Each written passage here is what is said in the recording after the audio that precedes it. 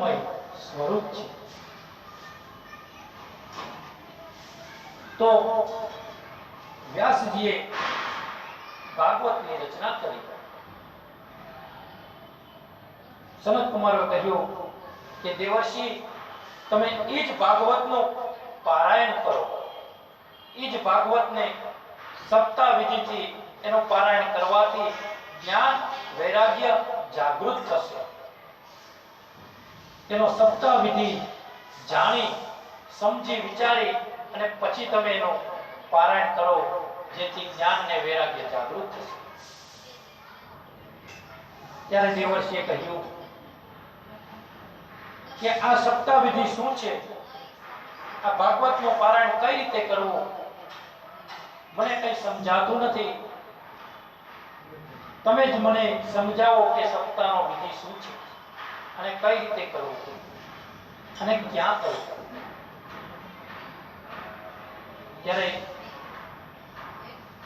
સનત કુમારો કહે છે કે દેવર્ષિ, તમે ચિંતા ના કરો, અમે તમારું આ કાર્ય કરી દઈશું. આપણે સૌ ગંગાના પવિત્ર તીર્થે જઈએ. પવિત્ર તીર્થમાં ગંગાના કિનારે જઈ અને આપણે ભાગવત રૂપી સપ્તાહનું આયોજન કરીએ. દેવર્ષિ નારદ અને સનત કુમારો આ બધા નીકળ્યા ગંગાના કિનારે પવિત્ર ભાગવત સપ્તાહનું પારાયણ કરવા.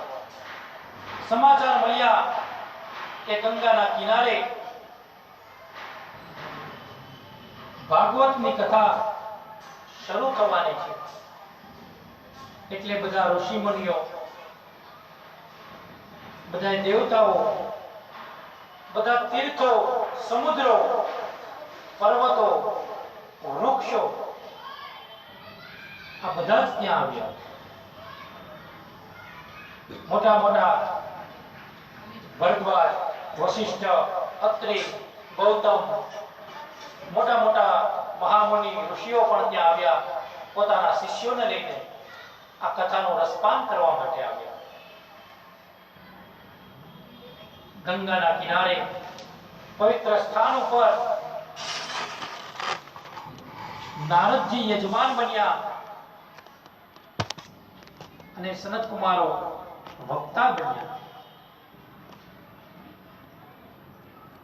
ગંગાના કિનારે ભાગવતની શરૂઆત થઈ. પોતાના સપ્તાહ વિધિ પ્રમાણે દેવર્ષિને સંકલ્પ કરાવી, પૂજા કરાવી, ભાગવતની ઠાકોરજીની પૂજા કરી અને કથાની શરૂઆત કરી. હજી તો ફક્ત કથાનો મંગલાચરણ થયું એટલામાં એક આશ્ચર્ય થયું. એક દૂરથી ભજન મંડળી આવી. ભગવાનના ભજન કરતે કરતે એક મંડળી કથા મંડપ પાસે આવતી હતી. જેવી મંડળી નજીક આવી અને જોયું તે મંડળી બીજી કોઈ નહીં પરંતુ જ્ઞાન વૈરાગ્ય ની સાથે સાથે ભક્તિ હતી. જ્યાં કથાના મંગલાચરણ પૂર્ણ થયા ત્યાં જ જ્ઞાન અને વૈરાગ્ય જાગૃત થયા. ભક્તિ મહારાણી જ્ઞાન અને વૈરાગ્યની સાથે નાચતી કૂદતી ભગવાનનું સ્મરણ કરતી, ભગવાનનું કીર્તન કરતી હતી. ઓમ નમો ભગવતે વાસુદેવાય, ઓમ નમો ભગવતે વાસુદેવાય. ભગવાનનું સ્મરણ કરતી કરતી કથા મંડપમાં આવી. જ્ઞાન અને વૈરાગ્ય ત્યાં બેઠા. ભક્તિ મહારાણીને આવીને જોઈ દેવર્ષિને કહ્યું કે હે મહાત્મા, મને સ્થાન આપો જેથી કે હું આ કથામાં બેસી શકું. ત્યારે નારદજીએ કહ્યું કે ભક્તિ દેવી, હું તમને આ કલિયુગની અંદર દરેકના ઘરમાં અને દરેકના હૃદયમાં સ્થાન આપવા માંગુ છું. તમે દરેકના હૃદયની અંદર વિરાજમાન થાઓ. દરેકના હૃદયમાં ભક્તિ દેવીનો વાસ છે. સપ્તાહ વિધિ પ્રમાણે ભાગવતનું પારાયણ પૂરું થયું. જ્ઞાન અને વૈરાગ્ય જાગૃત થયું. સૂતજી કહે છે, મહાત્મ્યને આગળ લઈ જતા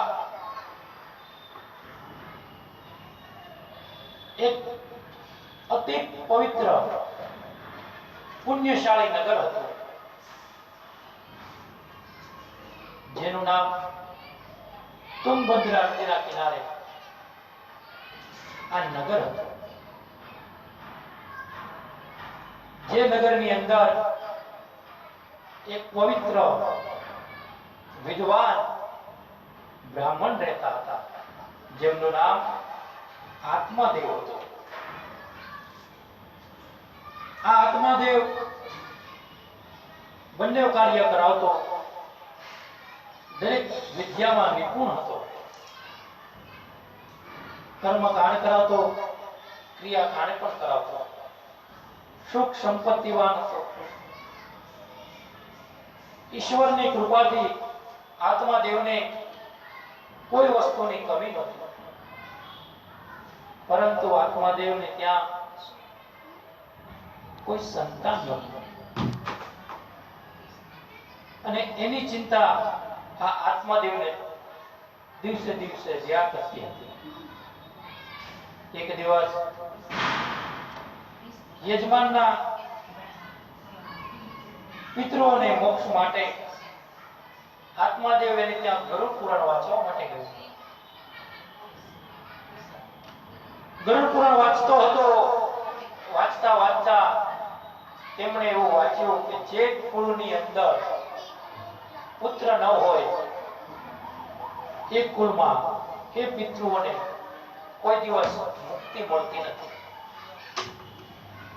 આ શબ્દો આત્માદેવ બ્રાહ્મણના મગજની અંદર ફિટ થઈ ગયા, મનમાં ઘર કરી ગયું કે ઈશ્વરે મને બધું આપ્યું, પરંતુ મારે ત્યાં કોઈ સંતાન નથી.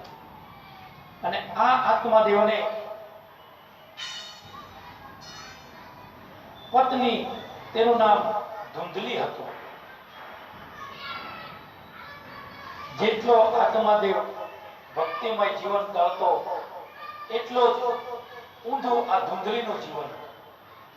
લોકોની ચુગલી કરવી, લોકોની ચાડી ખાવી, મારામારી કરવી, કામમાં આળસાઈ કરવી, ઘરને ગોબરું રાખવું, એ આ ધુંધલીનો સ્વભાવ હતો. જે ધુંધળું ધુંધળું દેખાય એને ધુંધલી કહેવાય,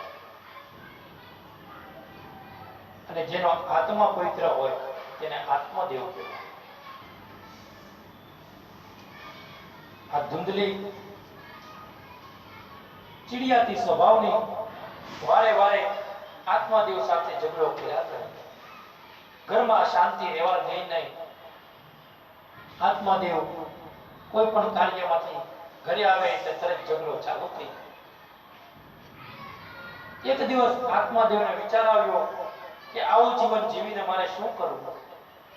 આટલો પૈસો, આટલો સુખ સંપત્તિ ઈશ્વરે મને આપ્યું, પરંતુ આને વાપરવા માટે કોઈ આપ્યું નથી. અને આ રોજના કજ્યા, કંકાસ, ક્લેશથી આના કરતા મૃત્યુ સારું. આત્માદેવ વિચાર કરી અને પોતાનો પ્રાણ દેવા માટે નદીના કિનારે ગયો. ત્યાં તેમને એક સાધુ પુરુષના દર્શન થયા. જેવો આત્માદેવ આત્મહત્યા કરવા જતો હતો, એવામાં સાધુ પુરુષે આત્માદેવનું બાવડું પકડ્યું અને જોરથી ખેંચીને સાઈડ ઉપર લાવ્યું. બાજુમાં લાવી અને કહ્યું કે આ તમે શું કરો છો? તમને ખબર છે કે આત્મહત્યા કરવી કેટલું મોટું પાપ છે? અને તમે તો પહેરવેશ ઉપરથી કોઈ બ્રાહ્મણ હોય એવું લાગો છો, છતાં પણ તમે આવું અજ્ઞાનતા રૂપી કાર્ય કરો છો? આત્માદેવે પોતાના જીવનની વ્યથા આ સાધુની સામે વ્યક્ત કરી, કહ્યું કે હે મહારાજ, મારે ત્યાં કોઈ સંતાન નથી,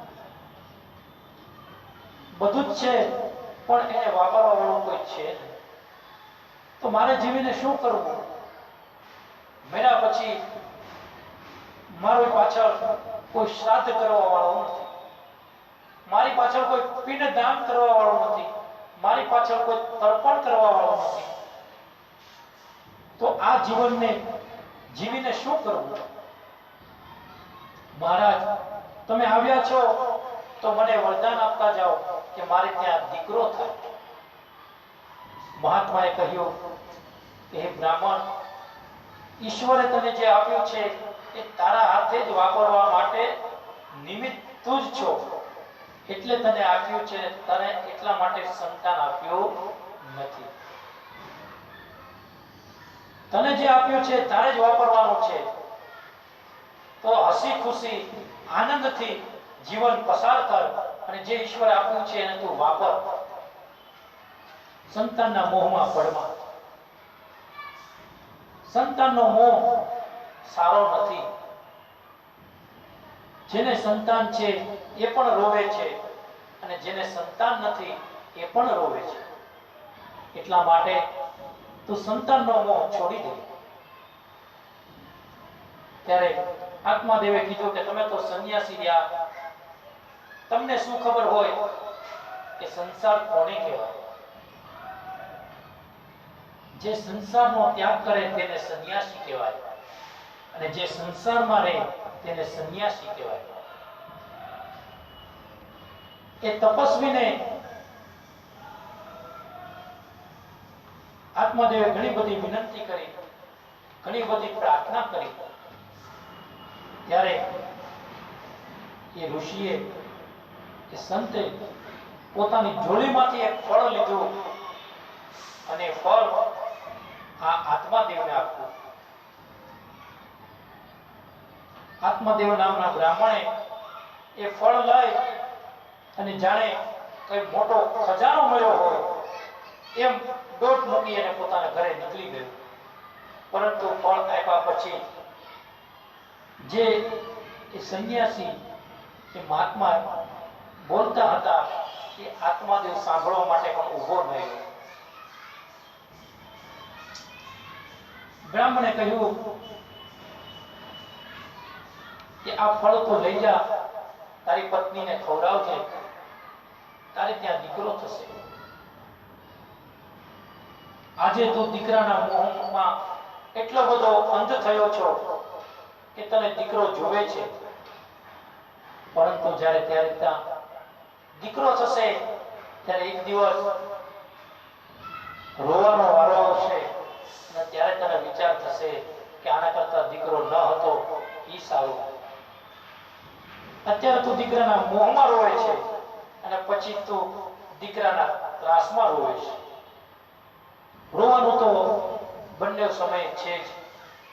જીવ છે, જીવ કોઈ દિવસ કોઈને સુખ લેવા દેતો નથી અને કોઈ દિવસ કોઈને દુઃખ પણ આપતો નથી. મનુષ્ય પોતાના મનથી સુખ અને દુઃખ બંને ઉત્પન્ન કરે છે. આટલું છે ને આટલું મળી જાય તો સારું. ગાડી છે, હવે આપણને ફોર વ્હીલ આવી જાય તો સારું. આપણું મન કે નાનો રૂમ છે, મોટો ફ્લેટ મળી જાય તો સારું. આ આપણું મન કે માણસની મન ઈચ્છા કોઈ દિવસ મળતી નથી અને મન ઈચ્છાને પૂર્ણ કરવા માટે આપણે બધી તકલીફો ઊભી કરીએ છીએ. સોફા સેટ હોય, ઘરમાં ગાડી હોય, બેડરૂમમાં એસી હોય, ઘરમાં કિચન સેટ હોય, ઘરની અંદર બધી જ વસ્તુ સેટ હોય, પરંતુ એ ઘરમાં રહેનારો એ માણસ અપસેટ હોય. આપણે ઘણી વખત સાંભળ્યું છે કે ભાઈ આટલા રૂપિયા આ જગ્યાએ ફિક્સમાં મૂક્યા છે, આટલા રૂપિયા આ જગ્યાએ ફિક્સમાં મૂક્યા છે, આટલી વીસીઓ ચાલે છે, આટલા વર્ષ પછી આ પૈસા પાકશે, આટલા વર્ષ પછી આ પૈસા પાકશે, આટલા વર્ષ પછી આ પૈસા પાકશે. આ બધું જ નાણું, આ બધી જ લક્ષ્મી, આ બધો જ પૈસો જ્યારે પાકે એ પેલા એક મનુષ્ય પાકી ગયો. જે પણ રૂપિયો પૈસો પોતાની મહેનતથી કમાયો એ બધું જ એને બેંકમાં મૂકી દીધું. જેટલું પણ આપણે કમાઈએ છીએ એ આપણે આપણી જાત ઉપર વાપરતા શીખો, આપણા પરિવાર ઉપર વાપરતા શીખો. જે વસ્તુની આપણને જરૂર નથી, જે વસ્તુ વગર આપણને ચાલે છે, એ વસ્તુ માટે એની પાછળ દોડ ન લગાવો.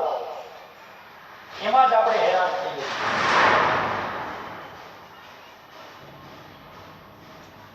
ટીવી નથી તો જીવનમાં ચાલે, ગાડી નથી તો જીવનમાં ચાલે, મોબાઈલ નથી તો જીવનમાં ચાલે. આ બધી સુવિધાઓ છે અને આ સુવિધામાં આપણે દુવિધાઓ ઊભી કરીએ છીએ. પહેલાના યુગમાં, પહેલાના સમયમાં આ બધી વસ્તુ ક્યાં હતી? છતાં પણ લોકો પોતાનું જીવન જીવતા.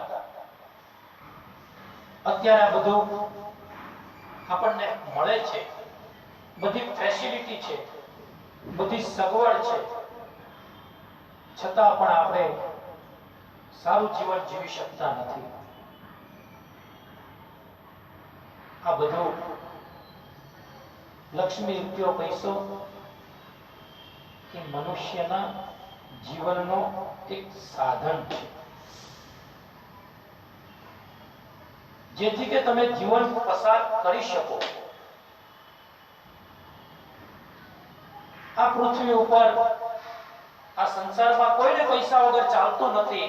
અને હકીકત છે, પૈસા તો જુએ ને જુએ જ. પૈસા વગર કોઈને ચાલતું નથી. નાનો માણસ હોય કે મોટો માણસ હોય, દેવના ખજાનથી કુબેરને છોડી અને દરેકને પૈસાની જરૂર છે.